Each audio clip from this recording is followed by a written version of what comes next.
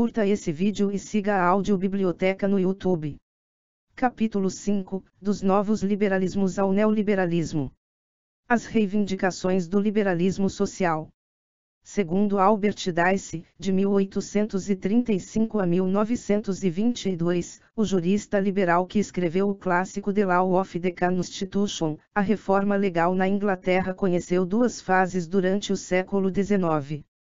De 1825 a 1870, seu objetivo foi primariamente ampliar a independência individual. Desde então, visou a justiça social. Dicey, um liberal conservador, amigo de Saint-Maine, deplorou o salto do laissez-faire para o coletivismo. Outros partilharam seu relato do salto sem endossar a avaliação que fez dele. Eram os novos liberais de 1880, convictos de que o individualismo mais velho já não era válido no contexto social do industrialismo tardio. Começaram o que um deles, Francis Charles Montague, de 1858 a 1935, chamou de revolta contra a liberdade negativa, a noção ainda tão central no liberalismo libertário de 1138 teóricos como Montague rejeitaram a visão evolucionista dos spencerianos, o uso do darwinismo como uma elegia ao valor ameaçado do individualismo. No livro The Limits of Individual Liberty, 1885, Montague armou uma refutação habilidosa da analogia em que se predicava o darwinismo social. A livre competição, afirmou, deixava impotentes os fracos. Mas, na sociedade, os fracos estão longe de serem os piores. De qualquer forma, diferentemente do que acontece na natureza, em sociedade, as vítimas da evolução não são inteiramente eliminadas, porém permanecem como um peso morto no corpo social. Então, por que não os ajudar, especialmente porque a sua degradação termina por prejudicar o conjunto?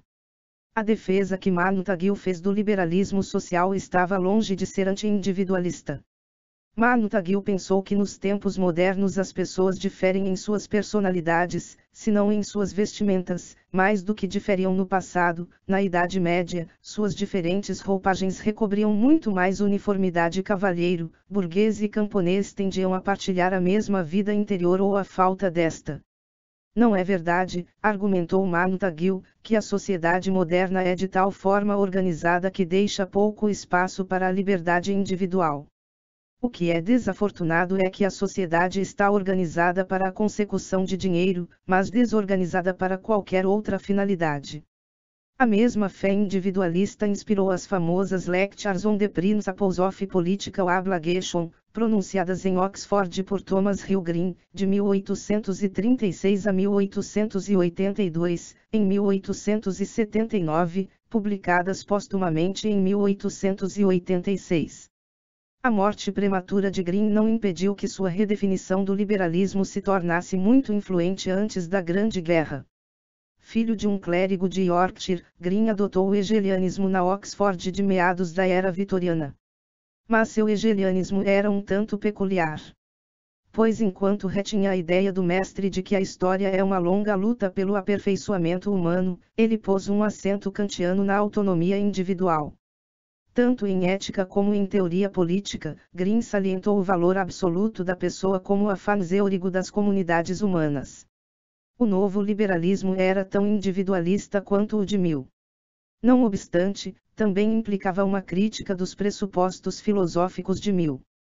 Como Montague, Green opôs-se a uma representação do que é humano na qual o conhecimento é, em última análise, reduzido a sensações, e a moralidade, a impulsos, e que encara a sociedade como um amontoado de indivíduos. Isso consistia num ataque franco ao empirismo, ao utilitarismo e à tradição atomista de Bentham, um ataque levado adiante em nome do idealismo à moda alemã. Green insistiu em que a ação racional é ditada pela vontade e opção de uma forma que ultrapassa o deixar-se guiar simplesmente pelo desejo ou pela paixão. Ele estava longe da base humana da ética utilitária, e do famoso dito de Hume: a razão é e deve ser escrava das paixões. Para Green, os fins racionais da conduta implicam a compreensão de que, quando falamos em liberdade como algo de inestimável, pensamos num poder positivo de fazer coisas meritórias ou delas usufruir. Portanto, a liberdade é um conceito positivo e substantivo, e não um conceito formal e negativo. Nesse sentido, o idealismo do novo liberalismo foi efetivamente uma revolta contra a liberdade negativa no sentido de Locke e de Mill, fundada na ideia hobbesiana de liberdade como ausência de impedimento. Green caminhava de uma preocupação com liberdade para uma estima novamente despertada de liberdade para. E o que dizer quanto às suas opiniões a respeito do Estado? O liberalismo clássico fizera recair o peso da justificação sobre a interferência estatal. Normalmente, o Estado devia deixar que a cidadania livremente tratasse de seus negócios. Sua interferência só era legítima em benefício da segurança individual, como uma garantia da livre determinação pela sociedade da maior felicidade para o maior número. Green não era tão minimalista. A função do Estado, ensinou, devia consistir na remoção de obstáculos ao autodesenvolvimento humano. Isso era também uma ideia alemã, decorrente de Humboldt. 139 O Estado nunca se podia pôr no lugar do esforço humano para a Bildung, ou cultura pessoal, mas podia e devia promover condições favoráveis à vida moral. Green acreditava que, em sua forma clássica, o liberalismo estava se tornando obstrutivo, na medida em que sua receita política minimalista tornava-se crescentemente obsoleta devido à penetração cada vez maior do direito na sociedade, e isso no mesmo passo em que a civilização progredia. A seus olhos, os receios de Maine e de C. Spencer quanto a tal tendência erravam o alvo, que consistia na qualidade da interferência estatal, e não no fato de que esta se verificava. Green pensou que é boa coisa a remoção de obstáculos mediante reformas esclarecidas que possibilitassem a um maior número de indivíduos gozar das mais altas liberdades. Deve-se estar preparado para violar a letra do velho liberalismo para ser fiel a seu espírito o amparo à liberdade individual. Isso exigia fortalecer o acesso à oportunidade. Cranbrinton chamou Green de um salvador do liberalismo. 140 E isso Green foi, porque mudou pressupostos e queria alterar práticas, sem renegar os valores básicos da doutrina. Por exemplo, embora não fosse partidário do laissez-faire, ele não abandonou o liberismo. Considerou a propriedade privada um arrimo essencial ao desenvolvimento do caráter, e resistiu à crença socialista de que o capitalismo é a causa fundamental da pobreza. Convencido de que a independência econômica alimenta a autoconfiança, desejou converter os trabalhadores em pequenos proprietários, e como admirador sincero do liberalista quaker John Bright, de 1811 a 1889, ele manteve uma visão enfaticamente não gigante aristocrática da história inglesa. 141 No fundo, a ideia que Green tinha de aperfeiçoamento social consistia em que as classes médias iriam atenciosamente ajudar os pobres a se tornarem bons e conscienciosos burgueses, o que não é tão distante do próprio elitismo cívico de Mill. Como Mill, Green sublinhou a participação política como uma obrigação moral. Seus intérpretes modernos estão certos, Green deu ao liberalismo um recomeço de vida conjugando os valores básicos dos direitos e liberdades individuais com uma nova ênfase na igualdade de oportunidades, e no ethos da comunidade. 142 Ao fazê-lo, ele não conferiu ao novo liberalismo vitoriano tardio qualquer inflexão socialista. Isto ocorreria um pouco mais tarde, na teoria social da Belle Époque, em ambas as margens do Canal da Mancha. Mas, com sua filosofia idealista altamente espiritual, Green escreveu o prólogo moral ao liberalismo social de 1900. Pode-se dizer que a carta original para o Estado Social Britânico, traçada pelo liberal William Beveridge, de 1879 a 1963, no Reform Club, onde mais poderia ser, em 1942, reflete uma preocupação greeniana em equilibrar a segurança social com a liberdade individual. Green foi o pai do rejuvenescimento do liberalismo, efeito obtido mais exatamente na modificação do que na negação do credo clássico. Na França, a transformação ética do liberalismo numa direção social liberal embora não socialista, que começou na Grã-Bretanha com o encanto das Lectures de Green, assumiu a forma de republicanismo. Claude Nicollet, no seu livro notável L'idée républicaine en France, distinguiu 3 espécies de pensamento republicano por volta de 1870. 143. Primeiro, houve o republicanismo romântico do espírito de 1848. Este subdividia-se, por sua vez, em diversas posições políticas, neogirondinos como Quinet, neodantonistas como Michelet e Victor Hugo, de 1802 a 1885, o poeta e legitimista que se tornou um inimigo feroz do Segundo Império, e neojacobinos como o socialista Louis Blanc. Em segundo lugar, houve os republicanos espiritualistas como os acadêmicos Etienne Vacherot, de 1809 a 1897, e Jules Simon, de 1814 a 1896, que perderam suas cadeiras porque se recusaram a prestar juramento de fidelidade ao regime imperial. 144. Em 1859, Vacherot publicou La Démocratie, significando a República, e Simon, La Liberté, duas bíblias do liberalismo de esquerda na época. Ao lado de Vacherot e Simon, pode-se colocar Charles Renouvier, 1815-1903, um prolífico filósofo não acadêmico. Renouvier emergiu das batalhas de 1848 com uma posição filosófica que partilhava muitos princípios ético-políticos, se não pressupostos metafísicos, com o republicanismo espiritualista. Em último lugar, como um terceiro grupo, havia o republicanismo positivista de Jules Ferry, de 1832 a 1893, e Leon Gambetta, de 1838 a 1882, líderes republicanos da jovem Terceira República. Do ponto de vista da teoria liberal, os casos mais interessantes nessa variada série republicana são os de Simon, Renouvier e Ferry, sem contar com a reinterpretação da Revolução Francesa por Michelet e Quinet. Simon pregou o sufrágio universal, governo responsável e liberdades locais. Ele era profundamente hostil ao revolucionarismo e ao jacobinismo, contrapondo o ideal republicano ao comunismo insurrecional de Auguste Blanc, de 1805 a 1881. Quanto à economia, ele era favorável à competição e não ao dirigismo de Louis Blanc. O poder legítimo do Estado devia ser mantido num nível de um mínimo de ação. Embora fosse o autor da Politique radicale, 1868, Simon denominava-se um republicano profundamente moderado. O poder governamental, escreveu, devia ser forte mas restrito, forte porque restrito.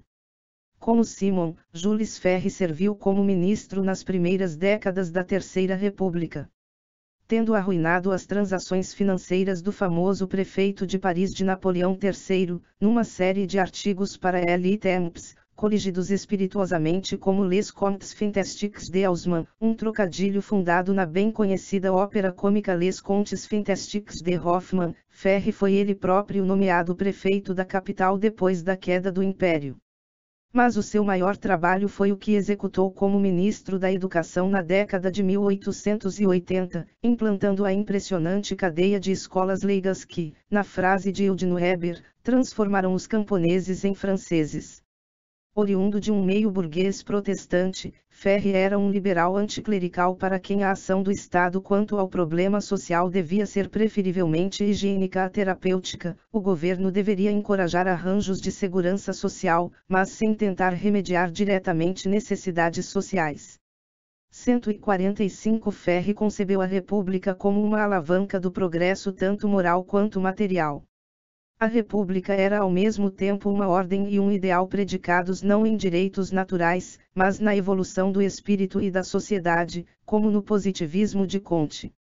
No entanto, Ferry substituiu a utopia de Comte de governo científico pela política liberal e concebeu o ethos republicano como um sentido de missão, civilizando a sociedade moderna. Ferry era mais um estadista do que um teórico. Renouvier, em contraste, nada mais era que um intelectual. Nasceu em Montpellier como Comte, e estudou sob a direção deste na Escola Politécnica, e morreu no mesmo ano em que morreu Spencer, mas a forma de seu espírito não poderia ser mais diferente que a de qualquer um dos dois. Renouvier era um kantiano livre que acreditava que a ética é uma obrigação, e que os deveres são mais importantes que os direitos. Na sua juventude, ele compôs L. Manuel Républicain de l'Homme et du Citoyen, 1848, um catecismo socialista para professores primários. tendo se retirado da política durante o Segundo Império, publicou La Science de Lamarelle, 1869. Em sua opinião, o homem racional estava obrigado a assinar, por assim dizer, dois contratos, um consigo próprio, estabelecendo um governo interno de comportamento, o outro, com os demais agentes morais, seus semelhantes, fundado na justiça, assim como no respeito kantiano quer dizer, como um compromisso de não reduzir os outros a simples meios para fins de terceiros. Nesse contexto, o socialismo veio a significar um telos racional, mas não um princípio de organização social. Numa obra de ficção política, um Cronier, 1876, que descreve a saga da humanidade como poderia ter ocorrido, Renouvier igualou a felicidade humana com o reconhecimento generalizado da liberdade individual. Combateu os clérigos católicos e elogiou o protestantismo por sua ênfase na consciência individual. Em seu livro Esquisse de une classification systématique des doctrines philosophiques, 1885, ele distinguiu duas espécies de filosofia, a filosofia da coisa infinitista, naturalista e necessitária e a filosofia da consciência finitista, personalista e libertária. Os dois últimos adjetivos encerram a essência do liberalismo ético de Renouvier. Era uma teorização bastante aparentada com o espírito do idealismo de Green na Inglaterra. Enquanto na Grã-Bretanha o novo liberalismo de tendência social de 1900 foi estimulado por instituições de serviço público, como o Toynbee Hall, na França o equivalente local do liberalismo social, o republicanismo ético foi poderosamente catalisado pela campanha de direitos humanos lançada por meio da Questão Dreyfus, de 1896 a 1898. No entanto, em termos intelectuais, o papel que a filosofia de Oxford representou na Grã-Bretanha foi representado na França pela ascendente disciplina da sociologia. Como no caso inglês, o individualismo, um esteio do pensamento liberal, não estava nada morto na França. Poder-se-ia mesmo dizer que, na verdade, ele se fortaleceu numas poucas dimensões, antes que, finalmente, fosse negligenciado na teoria social francesa. Os liberais franceses do princípio e de meados do século haviam muitas vezes sido indiferentes ao liberalismo, com exceção de economistas como Jean-Baptiste Say, de 1767 a 1832, e Frédéric Bastiat, de 1801 a 1850, um amigo dos livre-cambistas de Manchester, mas passou a contar com um público mais amplo. Um clássico do liberalismo fin de siècle, Elle est moderne, 1890, por Paul Leroy Beaulieu, 1834-1916, tornou-se um best-seller. O choque entre intelectuais republicanos e forças reacionárias na sociedade francesa quanto ao destino do capitão Dreyfus suscitou uma ruptura na opinião nacional que levou muitos espíritos ponderados a meditar sobre a condição moral da sociedade moderna. O fundador da Escola Sociológica Francesa, Émile Durkheim, de 1858 a 1917, foi um defensor, e não um detrator, do individualismo, mas, como um analista da anomia, a condição de ausência de normas, o curso moral na civilização urbano-industrial, Durkheim procurou proteger a sociedade fortalecendo associações profissionais e, de modo mais geral, elogiando diversas formas de solidariedade social. Na mudança do personalismo de Renouvier para o solidarismo de Durkheim, o brilho ético do liberalismo do fim do século XIX foi bem preservado. A passagem para o socialismo, se definido em termos de controle estatal, foi mais uma vez evitada, mas o perfil do liberalismo social tornou-se mais nítido. A política favorita entre os seguidores de Durkheim era o socialismo liberal de Jean Jaurès, de 1859 a 1914, um dreyfusista para quem o socialismo era um remate, e não uma negação, do individualismo. Mas pelo menos um membro proeminente da escola de Durkheim, Celestin Bouglet, de 1870 a 1940, tentou abertamente colocar a sociologia a serviço do liberalismo. Seu ensaio de 1902, La crise du liberalisme, foi uma representação inteligente da situação ideológica. Ele compreendeu que os ataques direitistas contra a liberdade, por um lado, e o surto anarquista através da década de 1890, por outro, estavam impelindo os liberais para a angústia da unidade. Bogle queria evitar uma entrega liberal a uma autoridade estatal demasiadamente ampliada, mostrando que as raízes sociais da liberdade moderna eram tão fortes e saudáveis quanto variadas. Ele viu na sociedade moderna um processo de diferenciação de valores, de multiplicação de fins, politeísmo, tanto quanto uma crescente divisão do trabalho. Mas a proliferação de fins não prejudicava a unidade social, porque muitos objetivos diferentes podiam ser alcançados pelos mesmos meios. 146 Ao mesmo tempo, o crescimento da liberdade como autonomia de escolha fundava-se numa expansão significativa da igualdade, como Bogle mostrou num inteligente estudo de 1899, Ideias Egalitaires. Com essa espécie de argumentos penetrantes, Bogle resistiu à preocupação do próprio Durkheim com a alegada unidade perdida da moderna ou seja, liberal sociedade. Mas, como a teoria sociológica como um todo entrou por um caminho diferente de sua índole liberal democrática, suas defesas equilibradas do liberalismo permaneceram amplamente ignoradas.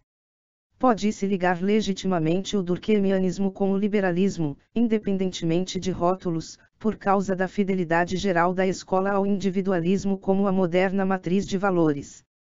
No auge da questão Dreyfus, o próprio Durkheim, embora lutasse para dissociar a mensagem da sociologia do individualismo estreito, comercialista de Spencer, reafirmou em termos inequívocos o individualismo como a legítima fé da sociedade moderna.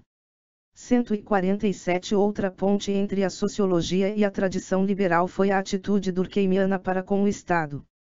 Na verdade, a resposta à glorificação alemã do Estado deveu-se principalmente a outro durkheimiano independente, o teórico jurídico Leon Duguid, de 1859 a 1928. Ao mesmo tempo que rejeitava a ideia do mestre de uma consciência coletiva, Duguid recorreu à ênfase de Durkheim nas associações da sociedade civil para desmantelar a mística da soberania nacional e a sua aura estatista. Como Durkheim, ele criticou Rousseau e Kant por passarem por cima da origem e da armação social da autonomia individual. Mas em seu Traité de droit constitutionnel, 1911, ele atacou o Staatslehre alemão por falar no Estado como um sujeito legal dotado de uma personalidade mais elevada. O conceito que Duguid formulou do Estado colocava a função do serviço público no lugar do imperium da soberania. Sua influência entre os funcionários públicos e a esquerda moderada no período de entreguerras foi enorme. 148 Conferindo ao solidarismo uma face legal, ele transportou o pensamento republicano francês para o limite entre o liberalismo social e comunitarismo. Talvez um rótulo experimental liberalismo marginal 149 qualificasse bem a sua posição, que foi de grande importância na história dos entrelaçamentos da teoria política e a filosofia jurídica. Pode-se dizer que Maitland, historiador jurídico de Cambridge, alcançou um ponto similar de chegada por um caminho muito diferente. Maitland rompeu com a pia lenda Whig de que os direitos corporativos, lei da associação, em Duguid, estavam ligados ao mundo pré-moderno da tradição e prescrição. 150. Maitland aprendeu com Gierke que esse não era o caso. Pequenas unidades autônomas não eram antiguidades teutônicas, eram criaturas da sociedade comercial moderna. O conservador liberal Maine acreditava que a corporatividade era uma noção antiga, que recendia a Gemeinschaft, portanto, não era uma noção individualista. Contudo, Maitland, em estudos como Township and Barrow, 1898, mostrou que a corporação era um conceito muito mais recente. Ao fazê-lo, ajudou a estabelecer uma base jurídica para os suportes institucionais do liberalismo social, como sindicatos e associações. O liberalismo social propriamente dito floresceu nos primeiros anos do novo século principalmente graças aos dois Rabs, John Rabson, de 1858 a 1940, e Leonardo Bowes, de 1864 a 1929. Rabson era um ensaísta prolífico e escrevia o que se pode denominar um jornalismo de grande qualidade. Pertencia à esquerda do Partido Liberal Inglês e, numa defesa da liberdade positiva, não diferente da de Green, queria que o governo criasse oportunidades iguais para todos. Mas fundamentou o novo liberalismo na evolução, em vez de fundamentá-lo em Hegel, dando ênfase ao crescimento orgânico. Em Work and Wealth, 1914, reconheceu o método evolucionista em todos os processos orgânicos, do fruto do carvalho ao carvalho, de ruídos selvagens à sinfonia, e da tribo primitiva ao Estado federal moderno. Da mesma forma, na opinião de Robson, a visão que Green tinha do capitalismo ainda era excessivamente benigna. Robson, em contraste, viu o mercado como uma fonte de desperdício e desemprego, males para os quais a poupança sozinha não era uma solução. A crítica do mercado feita por Robson tem sido frequentemente interpretada como precursora do keynesianismo. Porém, de fato, como Lionel Robbins observou faz muito tempo, e Peter Clark relembrou, o problema surge no entender de Keynes quando as poupanças deixam de se tornar investimentos, enquanto para Robson a dificuldade real consiste em que o investimento pode tornar-se excessivo em relação ao consumo. 152 Robson herdou o conceito de subconsumo de uma tradição liberista que remontava a Say, contemporâneo de Ricardo na França. Em seu livro mais bem conhecido, Imperialism, 1902, escrito como reação à Guerra dos Boeres, Robson reacendeu a antiga condenação liberista, manchesteriana de política externa agressiva e intervenção militar. Contudo, ele também reviu o diagnóstico de Manchester. Enquanto para Cobden e Bright o militarismo brotava da ambição aristocrática, Robson salientou outra causa, má distribuição da renda. A riqueza e as poupanças excessivas levavam ao subconsumo e, portanto, ao imperialismo como uma saída.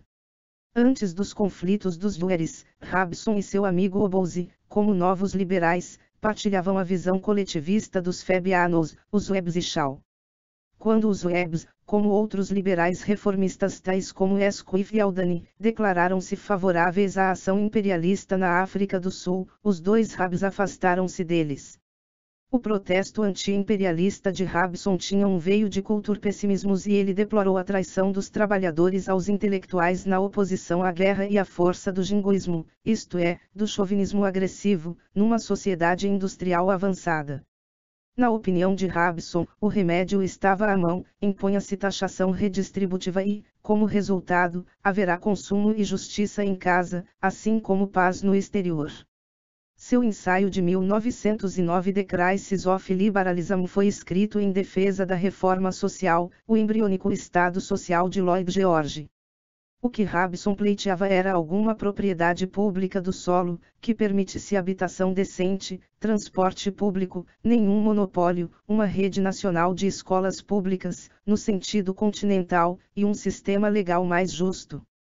A redistribuição fiscal da receita faria a tarefa, de uma maneira que não se assemelhava remotamente à revolução, enquanto o capitalismo, uma vez regenerado e regulado, não deveria certamente ser substituído por um sistema econômico inteiramente diverso. A fidelidade ao liberalismo foi, afinal de contas, até maior no caso do outro Rab. Como Green, Obozy era filho de um pastor de aldeia. Diferentemente de Robson, ele era um acadêmico e, em 1907, fundou a primeira cadeira de Sociologia na The London School of Economics and Political Science.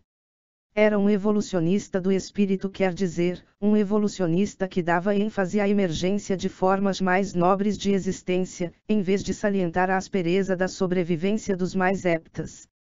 Como os saint-simonianos e os anarquistas mais humanos, notadamente Kropotkin, de 1842 a 1921, Obozy desejava ardentemente demonstrar que a sociedade progride por força da cooperação humana e da superioridade, em última instância, do altruísmo sobre o egoísmo. O livro de Obozy, Liberalism, de 1911, tornou-se o evangelho da nova religião, atribuindo à liberdade positiva no sentido greeniano um fundamento evolucionista. Seu ideal consistia numa sociedade orgânica que proporcionasse à maioria de seus membros uma igualdade viva de direitos com oportunidades abundantes para o autodesenvolvimento individual, a principal maquinaria institucional, como no caso de Rabson, eram agências de bem-estar social financiadas por uma taxação socialmente orientada. Obozy acreditava que o pior da luta de classes já passara, uma vez que a tardia riqueza vitoriana podia permitir uma ampla distribuição, enquanto sindicatos responsáveis manifestavam uma crescente capacidade de praticar a democracia. Como em todo novo liberalismo, os direitos obozianos eram concedidos pela sociedade, mas sua função residia em auxiliar o crescimento da individualidade. Obozy ocupava uma posição a meio caminho entre Green e Mill, sensível ao conceito que o primeiro tinha de liberdade como o direito que se tem de produzir o melhor de si mesmo, mas disposto a reconhecer que, quando se trata de decidir quem é o melhor juiz no caso, a única forma liberal razoável de lidar com o problema consiste em garantir a liberdade pessoal no sentido de Mill. Obozy tentou formular uma ética evolucionista como uma base para o livre coletivismo. Mas, no fundo, mostrou certa ambivalência com relação aos sindicatos, porque estes podiam agir movidos por interesses particularistas, em vez de lutar pelo bem comum. Como Green, ele divisou o bem comum como uma norma mais elevada que os objetivos individuais, mas este não devia ser igualado, à maneira de Durkheim, a qualquer vontade suprapessoal.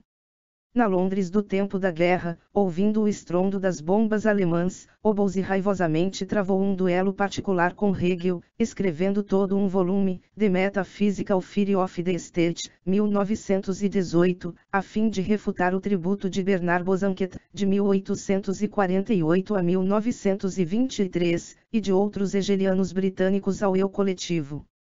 Na prática, essas distinções, por indicativos que fossem da capacidade que tinha o empirismo de sobreviver à síntese de Mill, não importaram muito. Porém, o caminho conceitual aberto por conceitos hegelianos, como o eu mais elevado do estado ético, podia abrigar implicações perfeitamente iliberais.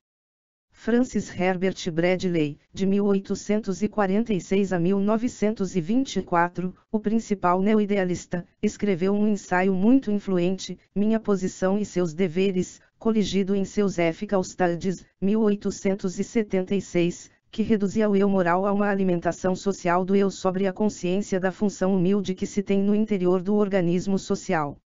Bosanquet, sob a influência de Bradley, declarou que as mais profundas e mais elevadas realizações do homem não pertencem ao ser humano particular em seu repugnante isolamento. Prefácio a The Philosophical Theory of the State, o que era sem dúvida anti-individualismo no mais alto grau. O exorcismo praticado por Obozy do fantasma de Hegel foi uma oportuna reafirmação de verdades liberais. Green e Obozy partilhavam, por assim dizer, uma versão social do conceito alemão de liberdade como autotelia, a qual, como sabemos, é compatível com a liberdade como autonomia política, mas dela difere. Mas Obozy, como o líder moral do liberalismo na Belle Époque, sofreu uma evolução sutil. Diferentemente de Rabson, ele não viveu para ver a irrupção da Segunda Guerra Mundial. Mas, depois de 1918, começou a temer os poderes crescentes do Estado e se aproximou tanto do liberalismo como do liberalismo político tradicional. 154 Em consequência, a ideia alemã de liberdade perdeu um terreno importante em seu pensamento quando regressou, com reservas, à mescla inspirada na obra de Mill de aperfeiçoamento humano com os conceitos clássicos ingleses e franceses de liberdade como independência pessoal e como autogoverno coletivo. Assim, o novo liberalismo aproximou-se do liberalismo clássico.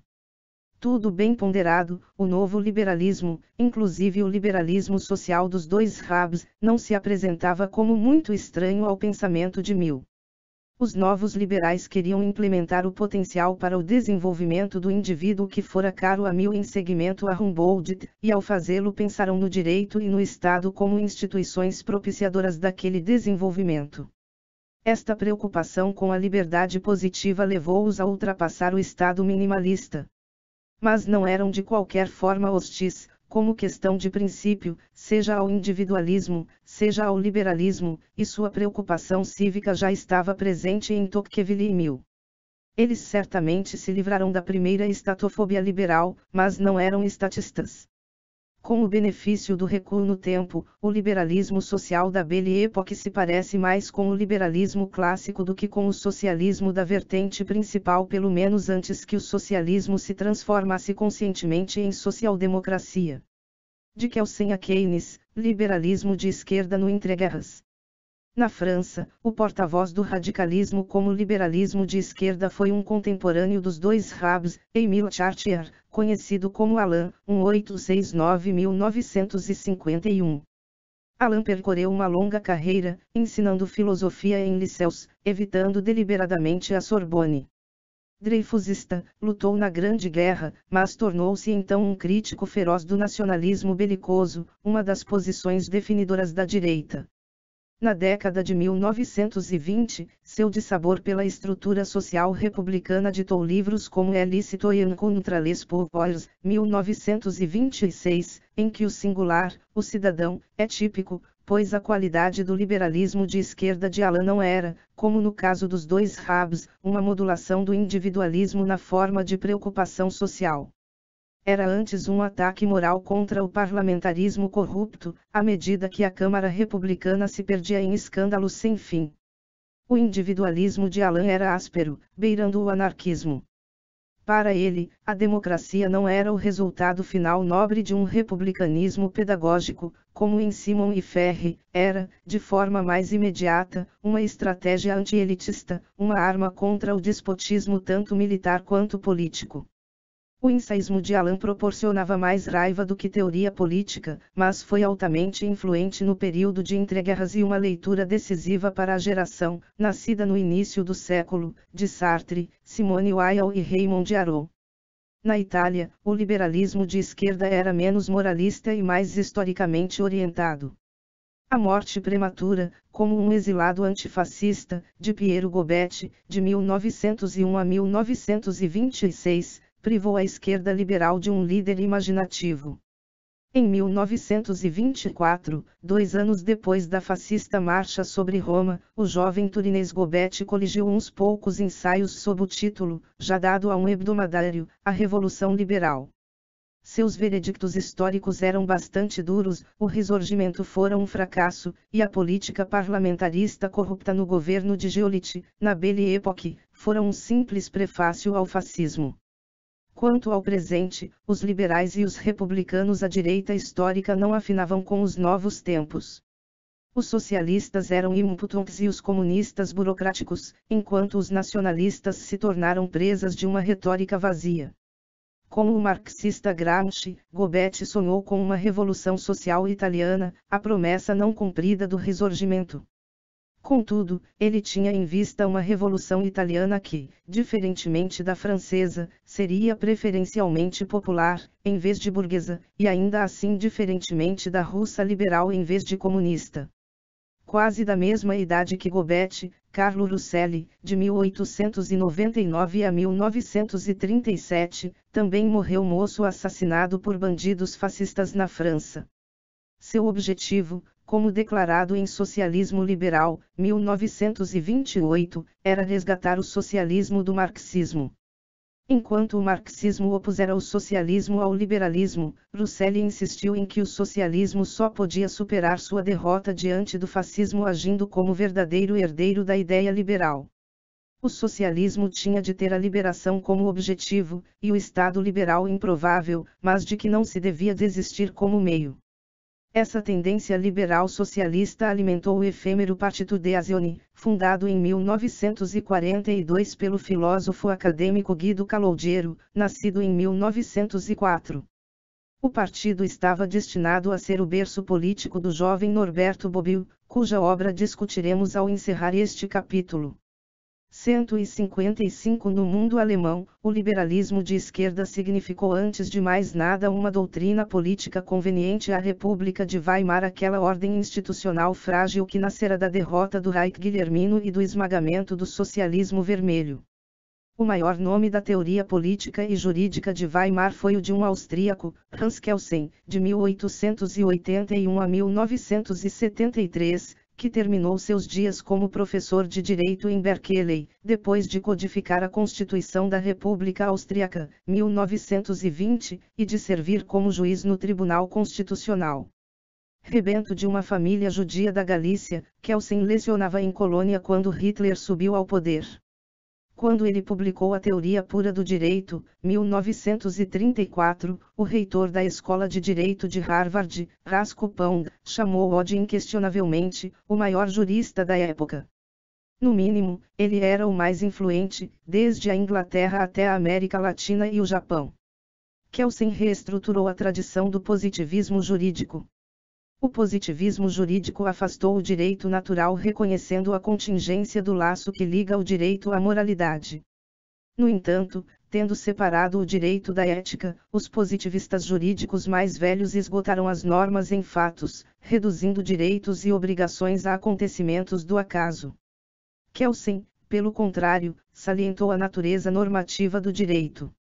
Para que uma exigência se revista de legalidade, para que não fosse semelhante, digamos, à ordem dada por um bandido armado, tal exigência tem de ser autorizada por uma norma jurídica fundada, por sua vez, em toda uma cadeia de outras normas. Como se aplica a filosofia jurídica de Kelsen à esfera política? O conceito crucial aqui é o conceito de Estado, pois uma dimensão vital do Estado consiste em ser uma estrutura de normas. Em 1900, Jelinek se apropriara do gosto neocantiano por um dualismo de fato e valor para propor uma teoria que dividia o Estado, uma Rechtslehre lidaria com o Estado como um corpo de leis, enquanto uma Soziallehre preocupar-se-ia com o Estado como uma instituição social. Kelsen rejeitou essa dualidade. Em seu lugar, apresentou uma ideia puramente jurídica do Estado, o Estado era igual à ordem jurídica. O neocantiano reinante nos anos de entreguerras, Ernst Cassirer, ensinará a distinção entre conceitos de substância e conceitos de função. Assim o átomo, disse Cassirer, discutindo a física moderna, não é, para falar com propriedade, qualquer núcleo substancial é apenas um Funktionsbegriff, um conceito funcional usado pela análise científica. Da mesma forma, o Estado kelseniano é apenas uma ideia lógica útil, o conceito de unidade do sistema jurídico. Kelsen recorreu muito à modernização epistemológica, tentou fundar sua teoria jurídica e política em novas abordagens do conhecimento. Depois da década de 1880, a epistemologia austríaca, graças a Ernst Mach, de 1838 a 1916, estava recomendando que se colocassem os Funktionsbegriffen no lugar dos conceitos causais. Kelsen viu o marxismo como um programa causalístico, naturalístico para a ciência social, tão mais duvidoso por causa de sua herança hegeliana historicista. O marxismo juntava o anacronismo de postular um essencialismo causal com uma mística de profecia histórica. Tudo isso foi sugerido por Kelsen, numa crítica poderosa, Socialismus und Staat, Socialismo e Estado, 1920.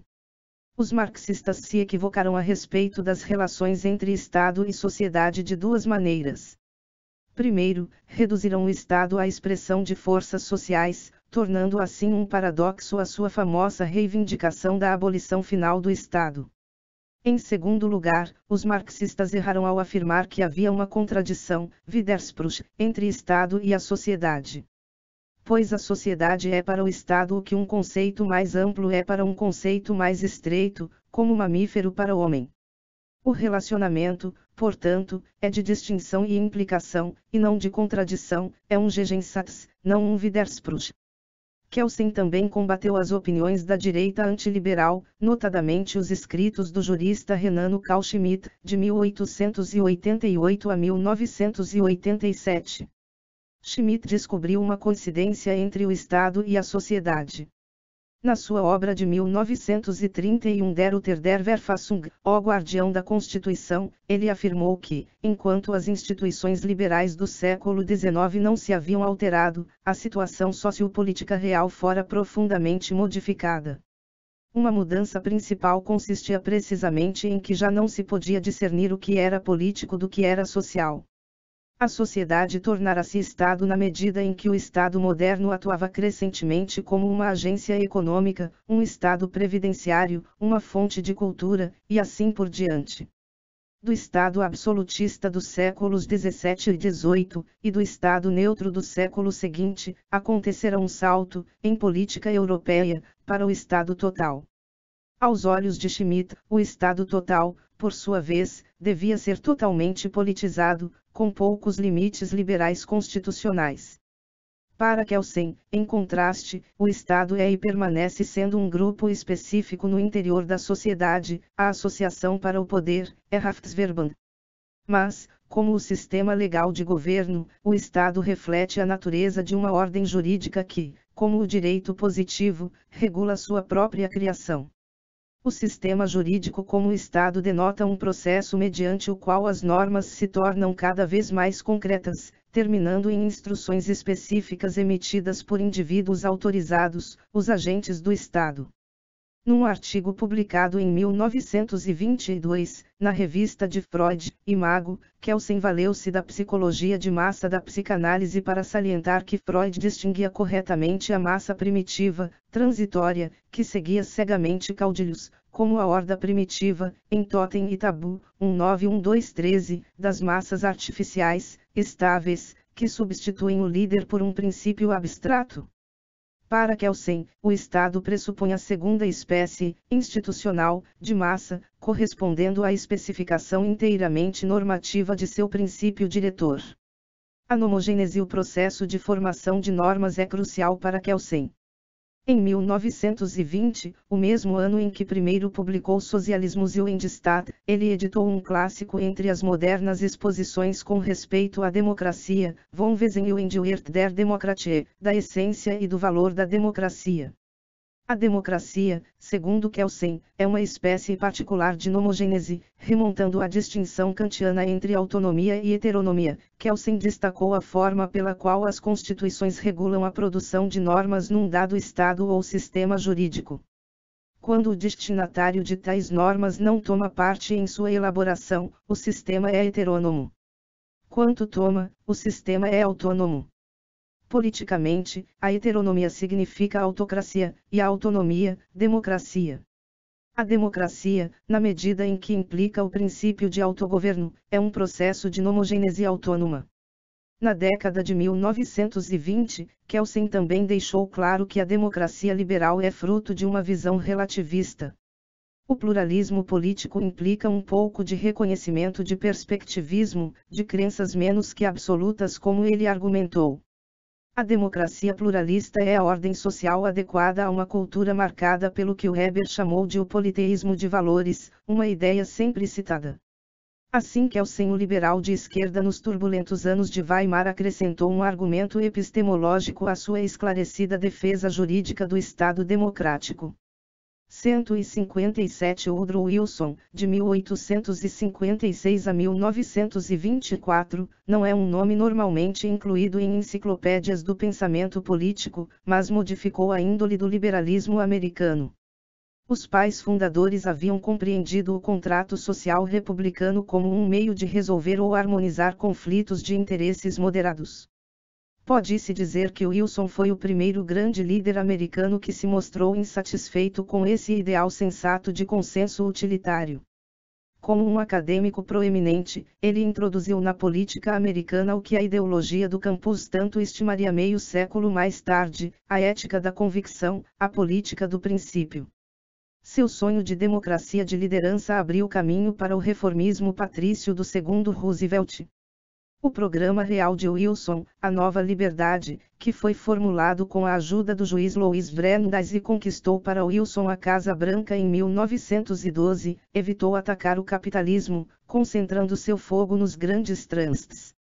Wilson fustigou os interesses especiais do grande negócio e prometeu leis que favorecessem os homens em ascensão contra aqueles que já estavam no topo da escala social, uma ótima reprise política do sonho americano, sem a aspereza do conflito de classes que ainda estava presente no movimento populista.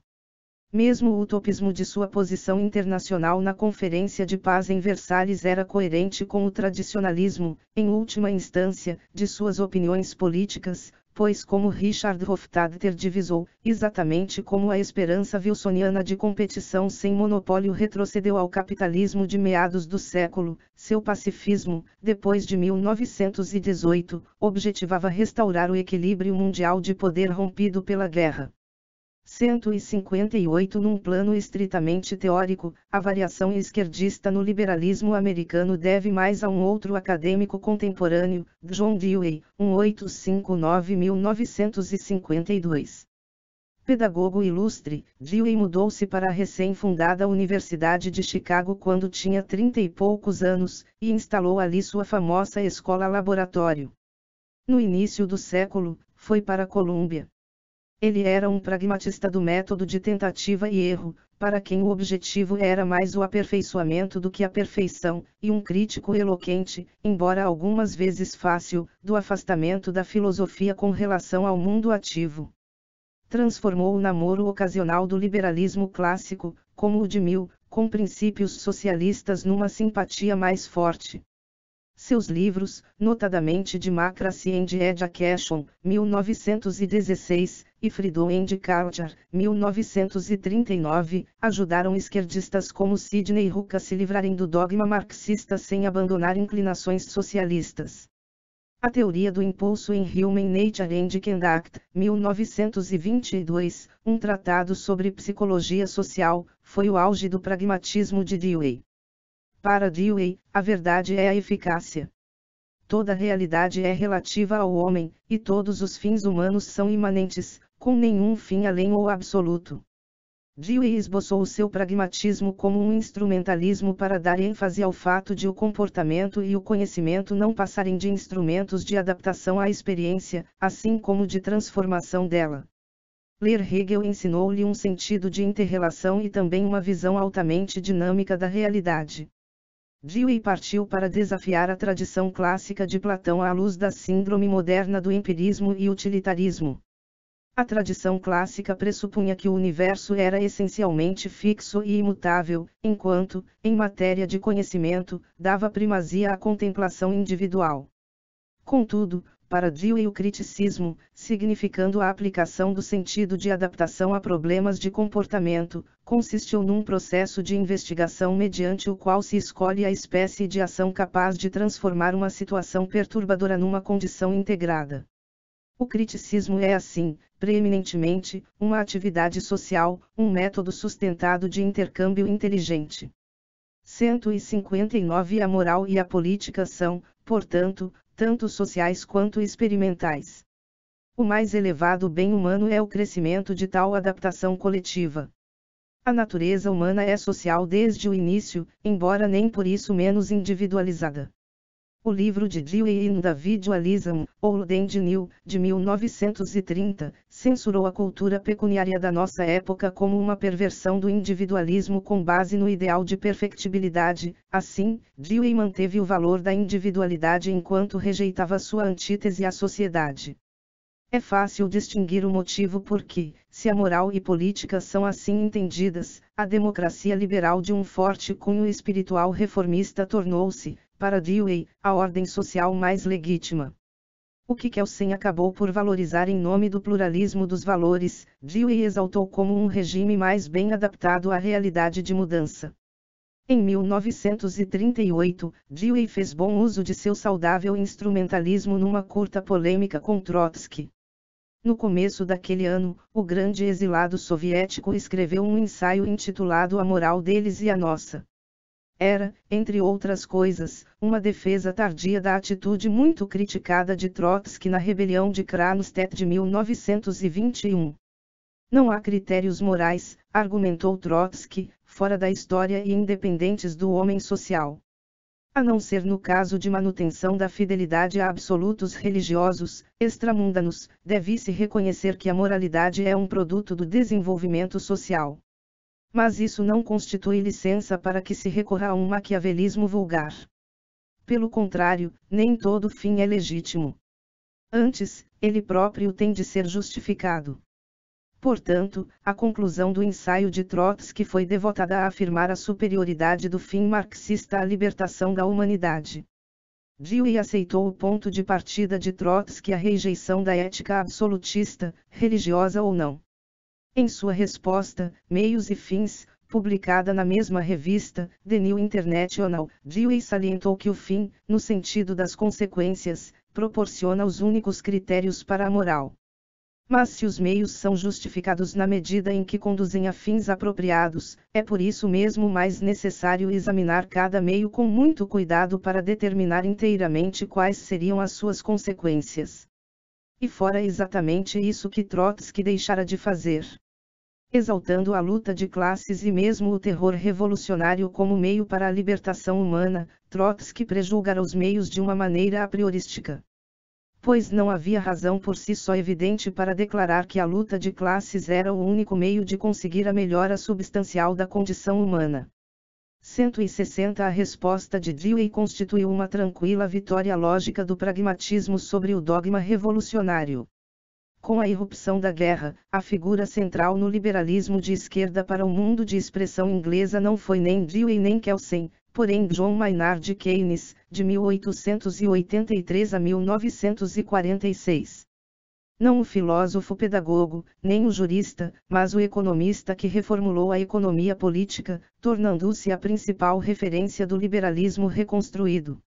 Em seus Essays in Persuasion, 1931, Keynes escreveu que o problema político da humanidade consiste em combinar três coisas: eficiência econômica, justiça social e liberdade individual. O último princípio mostra a força de sobrevivência das preocupações de mesmo depois de meio século de especificações sociais liberais. O segundo apenas provava que os novos liberais da depressão não abandonariam as inquietações humanas, humanitárias e humanísticas da geração Obouse do Dewey, os mestres sociais liberais que haviam nascido por volta de 1860. Mas o primeiro elemento, eficiência econômica, foi uma lição amarga extraída dos traumas da guerra e da depressão mundiais. Keynes deu ao liberalismo ortodoxo o golpe de morte com seu livro The End of Laissez-faire, de 1926. Mas já em 1919, como primeiro representante do Tesouro Britânico na Conferência da Paz de Paris, ele discordara radicalmente da política aliada de sobrecarregar a Alemanha, afirmou em The Economic Consequences of the Peace que o capitalismo vitoriano fora apenas um caso especial, sendo o capitalismo normalmente frágil e instável. Em meados da década de 1920, Keynes compreendeu que o poder leninista estava historicamente decidido a destruir o capitalismo, a despeito das táticas de compromisso da NEP, e que o fascismo sacrificava a democracia para salvar a sociedade capitalista. Restava uma terceira opção, que era salvar a democracia renovando o capitalismo. Esta veio a ser conhecida e praticada como keynesianismo. O revisionismo econômico de Keynes brotava de algo mais amplo que considerações econômicas e políticas, era profundamente vinculado a uma revolução na moral. John Maynard pertencia a uma brilhante geração de eruditos de Cambridge, foi aluno do grande economista Marshall e de Acepigol, determinados a ingressar numa ousada negação da moral vitoriana. Consideravam-se imoralistas e inspiraram o assim chamado Grupo de Bloomsbury, o Círculo Literário Londrino de Virginia Woolf e M. Foster. Na aurora do século, em Cambridge, o filósofo G. Murray, de 1873 a 1958, solapara a ética tradicional. Em seu influente livro Principia Ética, 1903, Murray afirmou que não há definição que se adapte ao bem a não ser diversas formas de falácia naturalística. Sugeriu então que se podem fruir delícias em determinados estados de consciência, como os prazeres das relações humanas e o gozo dos belos objetos. Como logo reparou o companheiro de Keynes, Lytton Strachey, isso lançou fora a ética clássica e o cristianismo, juntamente com Kant, Mill, Spencer e Bradley, sem nada dizer da moralidade convencional em matéria de sexo. 161 Como Strachey, o jovem Keynes não relutou em situar os prazeres das relações humanas em aventuras homossexuais. Numa total reação contra o ethos vitoriano, eles atribuíram uma importância menor ao comportamento e exaltaram exatamente o que os seus antepassados ascéticos, filisteus, que haviam sido ceiveiros dissidentes protestantes, obedientemente evitaram: relacionamentos pessoais e experiências estéticas. O avô de Virginia Woolf, Sir James Stephen, fora um típico vitoriano. Dizia-se que certa vez provara um charuto e o achara tão delicioso que nunca fumou outros. Os imoralistas de Cambridge e Bloomsbury passaram a entregar-se furiosamente a prazeres pecaminosos. Os contemporâneos socialistas de Keynes, os Fabianos como os Webbs e George Bernard Shaw, culpavam o capitalismo pelos males sociais. Keynes apontava para eles uma causa psicocultural, a ética puritana. Sua A Teoria Geral do Emprego, do Juro e da Moeda, 1936, tratou do problema do desemprego subvertendo a doutrina econômica. Keynes basicamente aceitou a microeconomia de Marshall, porém complementou a microeconomia teoria do valor ou de preço com um novo grau de atenção a níveis gerais de renda, produção e emprego. Influenciado pela ideia de Marshall segundo a qual, na explicação do crescimento e das crises, a análise econômica tem de ser separada de outras áreas da economia, Keynes viu no nível de receita, enquanto variável dependente, o problema crucial. Desafiando a equivalência convencional de poupança com investimento, mostrou que a poupança, além de ser com frequência menos importante para o investimento do que o crédito, podia exceder a necessidade de investimento. No cerne da economia clássica estava a lei de Say, que afirmava que a oferta cria a sua própria demanda. Tradução: toda receita é gasta, o dinheiro não gasto em bens de consumo é poupado, mas não entesourado, já que nenhum proprietário racional de poupanças desejaria manter um saldo que não produzisse receita.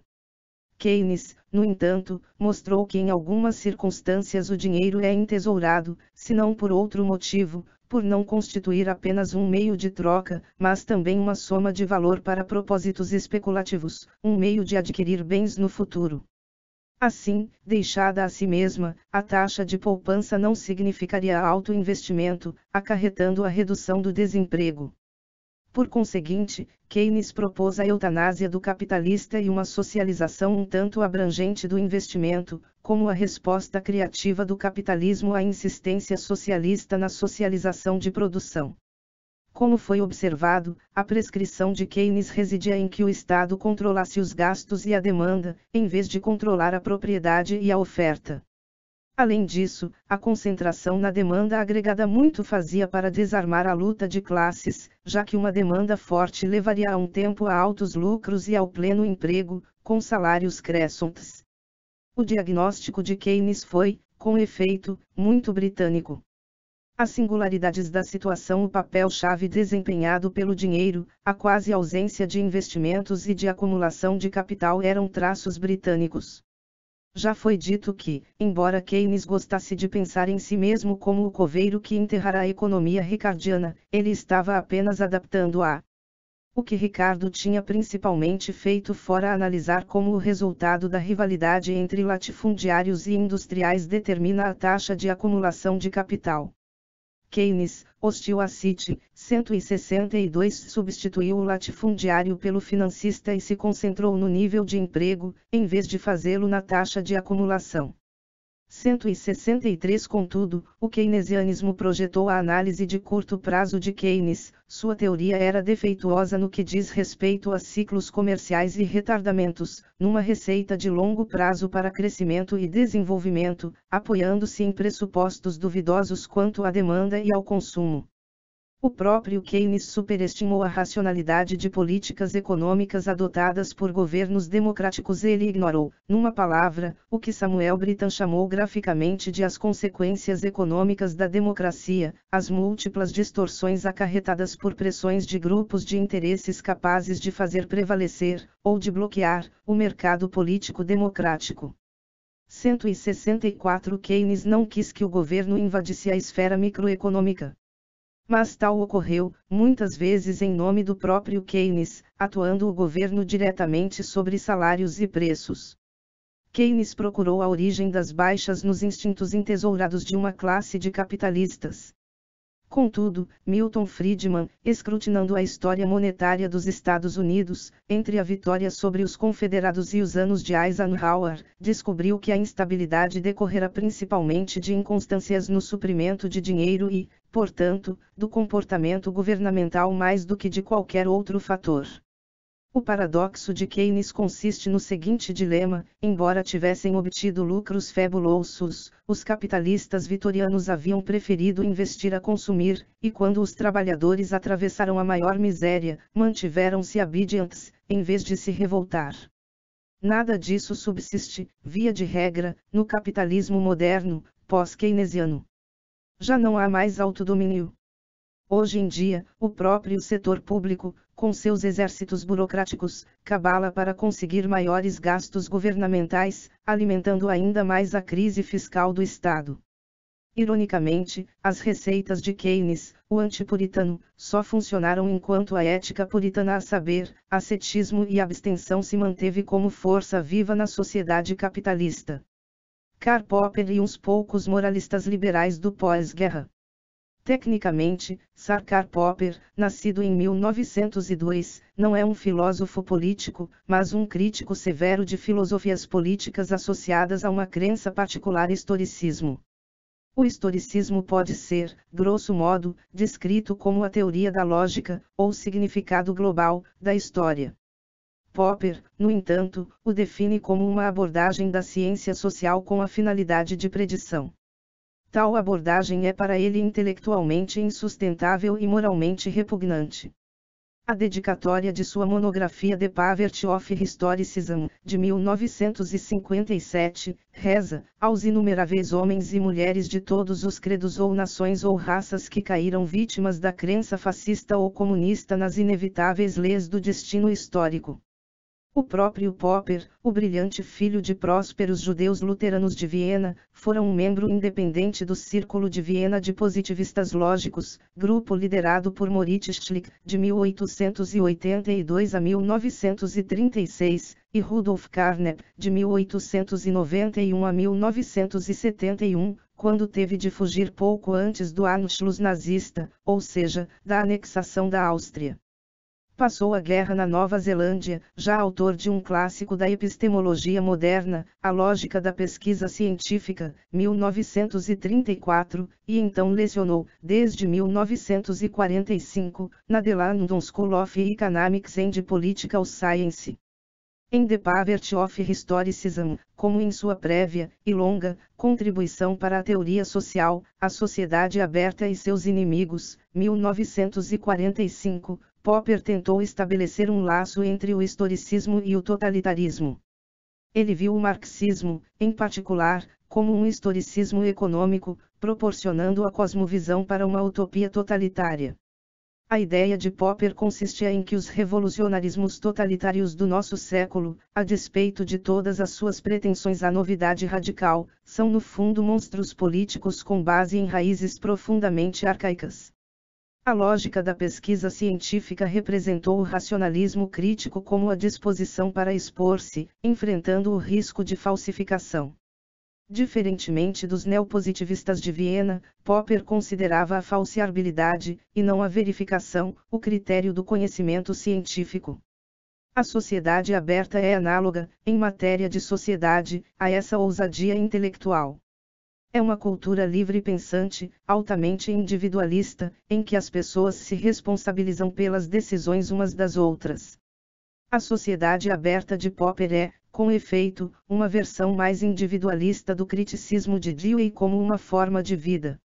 O oposto da sociedade aberta é o tribalismo, os espaços sociais dominados por dogmas em vez de o serem pela experimentação científica. A projeção do espírito tribalista no pensamento alimenta crenças falsas como o historicismo, que Popper considera falso porque afirma leis gerais sobre um fenômeno, todo o processo histórico que é singular por definição.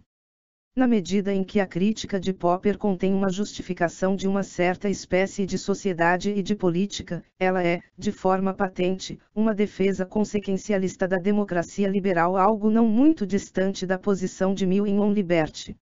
Lutando contra as soluções finais, totalitárias, Popper preconizou remendar socialmente aqui e ali. Mas é inequívoca a inclinação reformista da política de Popper, mesmo se seu tom cauteloso transmite uma ou duas notas de prudência desiludida. Assim, ele fala constantemente da necessidade de que se elimine a miséria, em vez de se procurar em vão elevar a felicidade ao máximo. Seu minimalismo é humanitário, o que frustra o escopo generoso da democracia benchamita. Mas, de fato, a cautela de Popper é mais epistemológica do que social. Nada há na essência da sociedade aberta que impeça uma ampla reforma social, desde que se proceda com consciência clara do custo-benefício. Parece-me, assim, desprovida de fundamento a observação sarcástica, e muito citada, de que Popper é um revolucionário em ciência, porém um tímido reformista em sociedade. No entanto, é verdade que Popper mantém sua ideia de democracia demasiado próxima de uma noção estritamente procedimental, não diferente da famosa redefinição de Joseph Schumpeter: a democracia é menos um método de autogoverno do que uma luta competitiva pelo voto do povo. A democracia de Popper é, acima de tudo, um meio para mudar o poder sem violência. E exatamente como deveríamos tentar reduzir a miséria ao mínimo em lugar de elevar a felicidade ao máximo, nos cumpriria perguntar, não como podemos arranjar bons governantes, mas de que maneira minimizar os prejuízos que eles nos podem causar.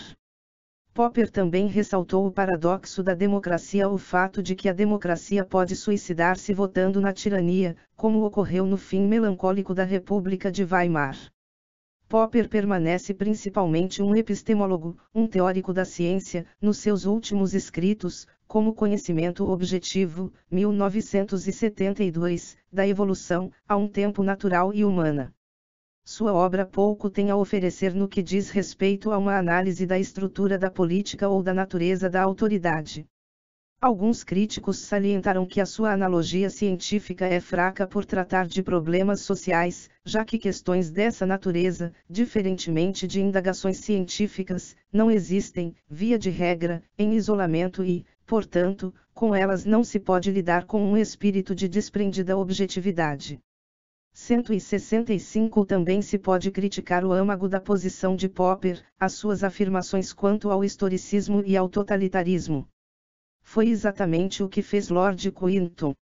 Reavaliando os três principais inimigos da sociedade aberta nos termos de Popper: Platão, Hegel e Marx, Quinton acha que nenhum deles foi totalitário. O máximo que se pode dizer é que Platão e Hegel foram autoritários, que Platão foi apenas muito marginalmente um historicista, e que, embora Hegel fosse definitivamente um autoritário, seu autoritarismo não decorre do seu historicismo. 166 Objeções que me parecem muito adequadas. No mesmo ano em que Popper publicou A Sociedade Aberta, 1945, também foi publicado A Revolução dos Bichos, a primeira fábula política escrita por George Orwell, de 1903 a 1950, o pseudônimo de Eric Arthur Blair. Contava a história de uma revolução de bons animais que é bestialmente traída por porcos stalinistas. Embora tenha atingido um público maior com esse livro, Orwell vinha polemizando com a esquerda e no interior dela por quase uma década. Nascido na Índia no que chamou a classe média alta mais baixa, ou seja, a classe média alta sem dinheiro, Orwell começou sua educação no Eton College, mas não logrou ingressar no mundo de Axbridge. Foi policial na Birmânia até 1927, o que só o tornou anti-imperialista. Depois disso, levou a vida de um escritor autônomo com poucos fundos, fazendo trabalhos subalternos e, uma e outra vez, convivendo com vagabundos, inclusive com uma passagem por uma favela parisiense. O livro que reproduz essas experiências, Na Pior, em Paris e em Londres, 1933, mostrou seu gênio para o jornalismo de ficção e para a apreensão moral das dificuldades sociais. Em A Caminho de Vigan, 1937, ele descreveu a desgraça do desemprego e anunciou que se converterá ao socialismo. Entre a Birmânia e seus anos de marginalidade, ele se qualificara de Tory anarquista. Então, Orwell foi para a Guerra Civil da Espanha, do lado republicano. Voltou com um livro Hamid de Catalonia, 1938, que desafiou abertamente a tentativa stalinista de dominar a esquerda. Durante a Segunda Guerra Mundial, manteve a posição esquerdista independente, ajudando a Neurimbevan a editar Tribune. Em The Lion and the Unicorn, exaltou uma tradição radical de patriotismo, agarrando com sofreguidão a oportunidade de roubar a Union Jack das mãos conservadoras e imperialistas. Mas a fama mundial de Orwell foi derivada de sua radiografia da hipocrisia comunista. Sua segunda ficção política, 1984, romance publicado em 1949, tornou-se a moderna distopia clássica, a narrativa perfeita para que as pessoas se acautelem contra as tendências totalitárias que funcionavam em nome da redenção comunista.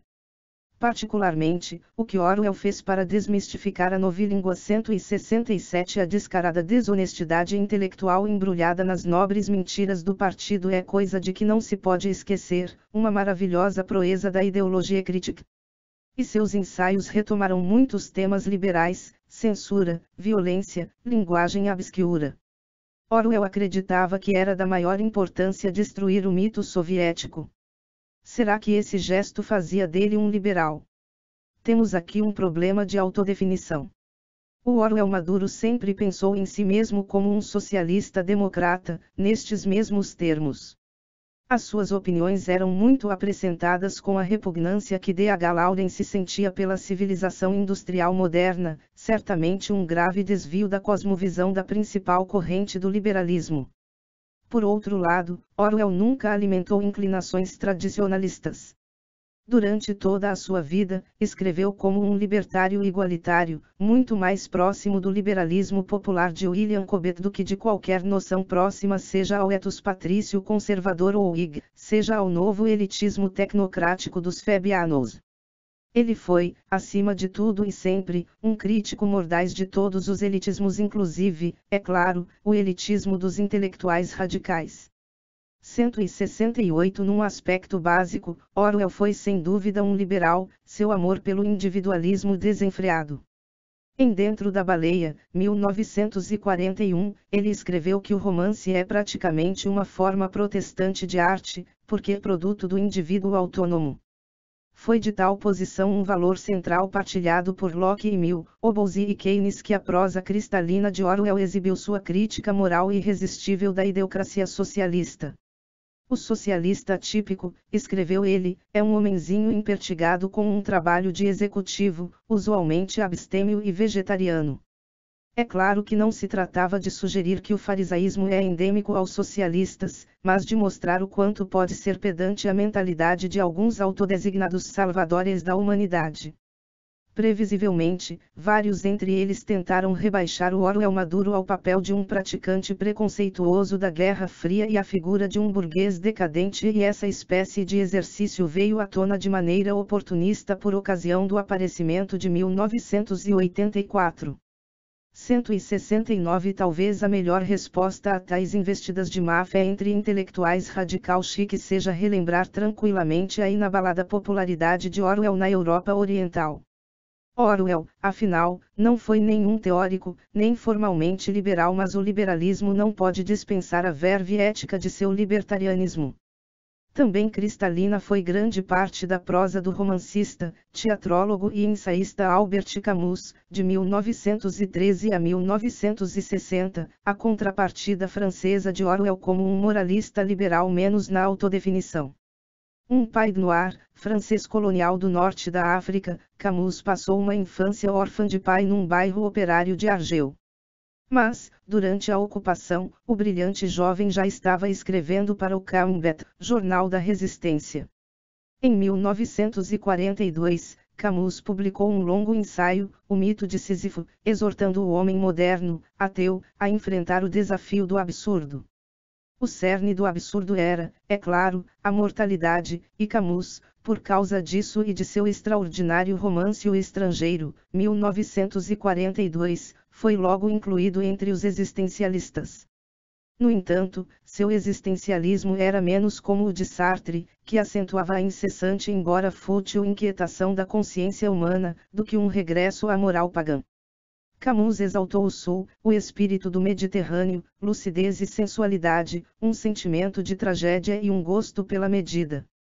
Nenhum homem é um hipócrita em seus prazeres, escreveu em seu último, póstumo romance, A Queda, 1956. A morte e o sol tal foi a arena existencial de Camus. Em 1957, aos 44 anos, ele se tornou o mais jovem ganhador do Prêmio Nobel desde Kipling. Na década de 1950, no que ele próprio chamou de seu segundo ciclo, o moralista que havia nele, não diferentemente de Orwell, travou uma polêmica contra o marxismo, que era então a maré alta do mundo intelectual francês.